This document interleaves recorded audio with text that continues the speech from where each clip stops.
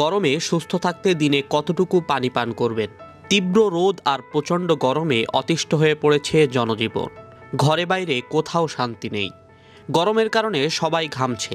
পানিশূন্যতা দেখা দিয়ে অনেকেই অসুস্থ বোধ করছেন। এই তীব্র গরমে সুস্থ থাকতে চিকিৎসকরা পর্যাপ্ত পরিমাণ জীবাণুমুক্ত পানি পান করার পরামর্শ দিচ্ছেন, যেন মানুষ পানিবাহিত রোগ থেকে বেঁচে থাকতে পারে এবং পানি পান করে পরিপূর্ণ তৃপ্তি লাভ করতে পারে।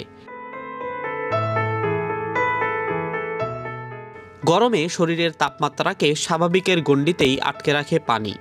শরীরে পানির ঘাটতি তৈরি হলে নানান শারীরিক সমস্যা দেখা দিতে পারে। হজমের গোলমাল থেকে প্রতিরোধ ক্ষমতা কমে যাওয়া, শরীরে পর্যাপ্ত পরিমাণে পানি না থাকলে এই সমস্যাগুলো দেখা দিতে পারে।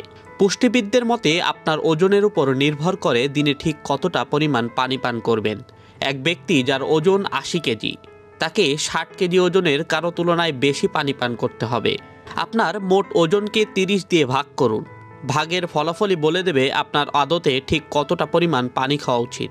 অর্থাৎ আপনার ওজন যদি ৬০ কেজি হয়, তাহলে আপনার সারাদিনে ২ লিটার পানি পান করতে হবে। আপনার ওজন যদি ৮০ কেজি হয়, তাহলে আপনাকে ২.৬ লিটার পানি পান করতে হবে। চিকিৎসকেরা বলেছেন, শরীরবৃত্তীয় কর্মকাণ্ড স্বাভাবিক রাখার জন্য পানি পান করা খুবই জরুরি। কিন্তু সেই পানি পান করার পরিমাণ ২ থেকে ৩ লিটারে সীমাবদ্ধতা রাখতে হবে, কারণ বেশি পানি পান করলে আবার উল্টো বিপত্তি ঘটতে পারে। শরীরচর্চার সময়ে আমাদের ঘাম ঝরে, ফলে অতিরিক্ত পানি শরীর থেকে বেরিয়ে যায়। সেই ঘাটতি মেটাতে ব্যায়ামের কিছুক্ষণ আগে এবং পরে পানি খাওয়া ভীষণ গুরুত্বপূর্ণ। যদি ঘণ্টাখানেকের বেশি সময় ধরে শরীরচর্চা চলে, তাহলে আপনার প্রায় ৭০০ মিলিলিটার পানি পান করতে হবে।